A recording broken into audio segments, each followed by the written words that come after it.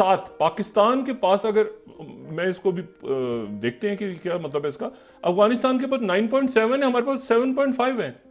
अच्छा, बांग्लादेश 33 है, इजिप्ट यानी आप देखें, और इंडिया जाता है 550 तक। कि अभी हमने ये जो 7.5 अरब है, इसमें से हमने वापस भी करने हैं कुछ, इसमें से भी पैसे हमने देने हैं कुछ।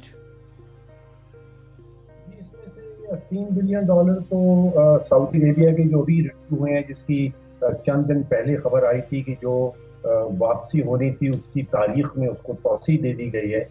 तो ये सऊदी अरेबिया ने $3 बिलियन स्टेट बैंक के पास रखवाए थे, और शायद इसकी अंडरस्टैंडिंग ये थी कि इसको खर्च नहीं किया जाए। इन दोस्तों, मैं महेंद्र शर्मा स्वागत करता हूं वन वर्ल्ड हिंदी में आपका। उम्मीद करता हूं आप खुश और स्वस्थ है। दोस्तों आइए दिखाते हैं पाक मीडिया की एक और लेटेस्ट डिबेट जो पाकिस्तान के फॉरेन रिजर्व पे की गई है पाकिस्तान के दो इकोनॉमिस्टों के साथ। तो कहीं ना कहीं आज पूरे पाकिस्तान में जो $7 बिलियन का जो फॉरेन रिजर्व रहा है, वो उसमें से भी $3 बिलियन सऊदी से दिए हुए भीख है। तो कहीं ना कहीं आज पाकिस्तानी मीडिया कैसे शौक और चौंक गया है कि हमारे पास इतने हैं, जबकि हमसे ऊपर अफगानिस्तान के पास भी बहुत अच्छा फॉरेन रिजर्व है।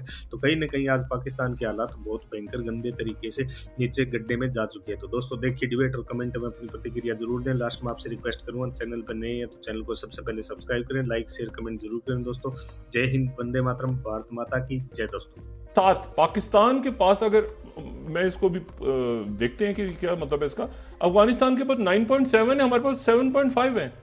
अच्छा, बांग्लादेश 33 है, इजिप्ट यानी आप देखें, और इंडिया जाता है 550 तक गालिबन, और पाकिस्तान 7.5 पे है।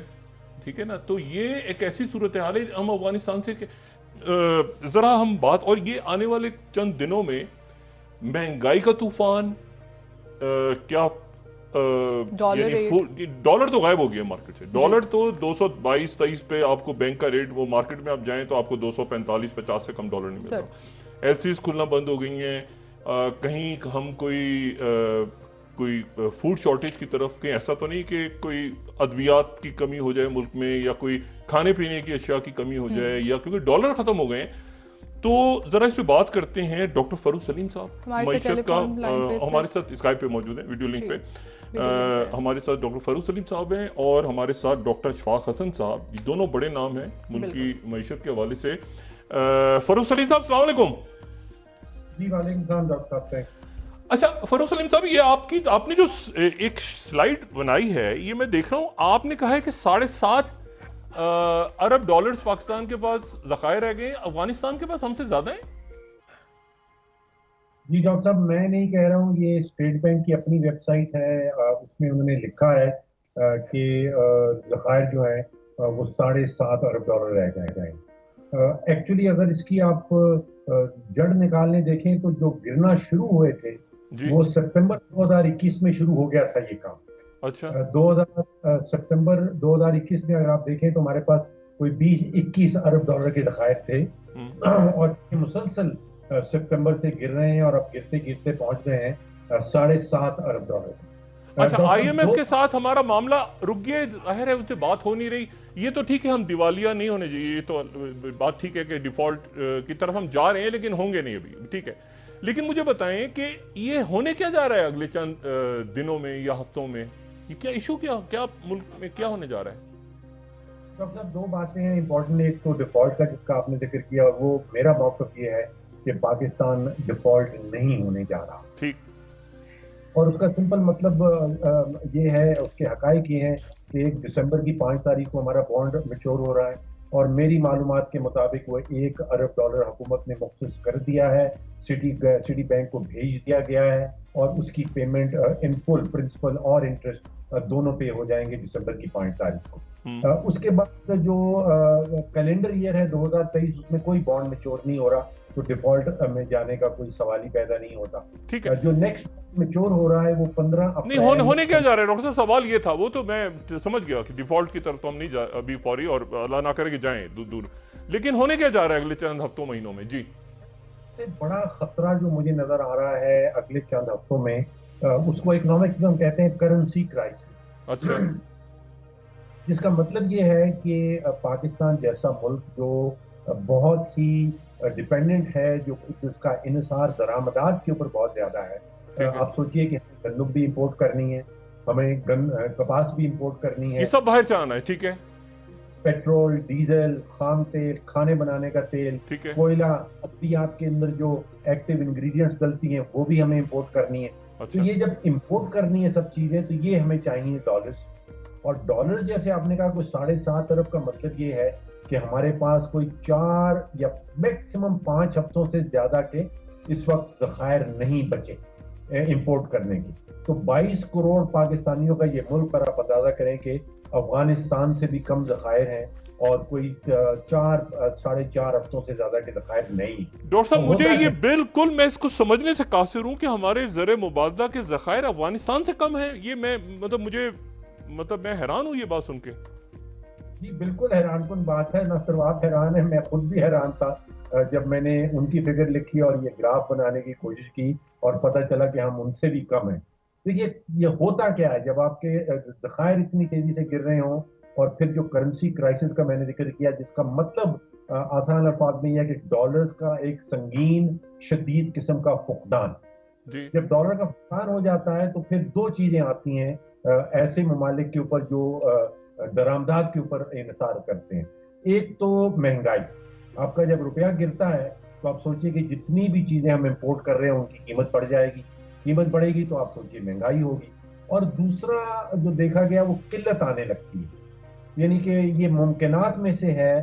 اگر آج ہم ایل سیز نہیں کھول پا رہے ہیں تیل کے حوالے سے یا ریفائنریز کے حوالے سے, سنائی یہ دیا جا رہا ہے کہ ان کے پاس جو کیمیکلز جو وہ استعمال کرتے ہیں جس سے وہ خام تیل خرید کے پھر اس کا پیٹرول اور ڈیزل بناتے ہیں, کیونکہ خام تیل تو آپ اور میں استعمال نہیں کر سکتے, آپ تو پیٹرول یا ڈیزل استعمال کرتے ہیں. ان کے پاس اگر کیمیکلز ختم ہو رہے ہیں تو پھر ممکن ہے کہ جو پیٹرول اور ڈیزل ہے اس کی قلت شروع ہو جائے. اسی طرح ادویات کی اگر ایکٹیو انگریڈینٹ امپورٹ کرنے کی ایل سیز نہیں کھل رہی تو پھر ممکنات میں سے ہے کہ ادویات کی قلت شروع ہو جائے, ان کی قیمت بڑھ جائے. اچھا یہ آئی ایم ایف کے ساتھ ہمارے یعنی وہ میرے خیال سے نہیں آ رہے جنوری تک.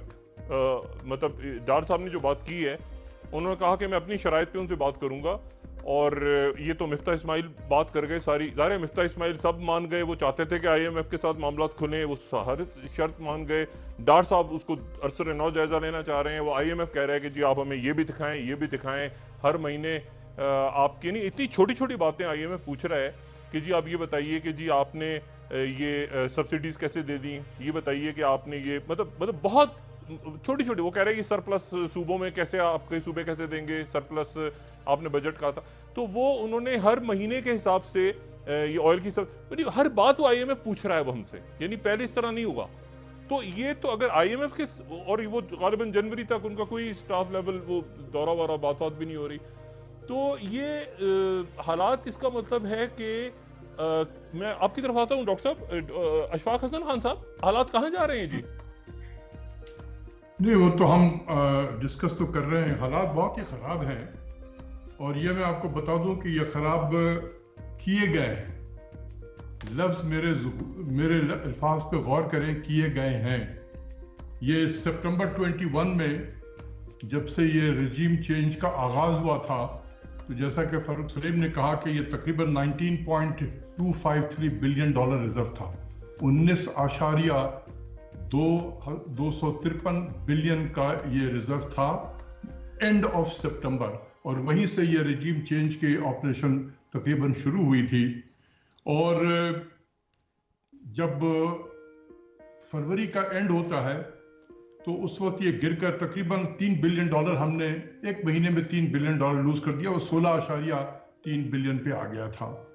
اور اس کے بعد پھر وہ جب ووٹ آف نو کانفیڈنس وغیرہ شروع ہوا تو $5 بلین اور ضائع کر دیے ہم نے.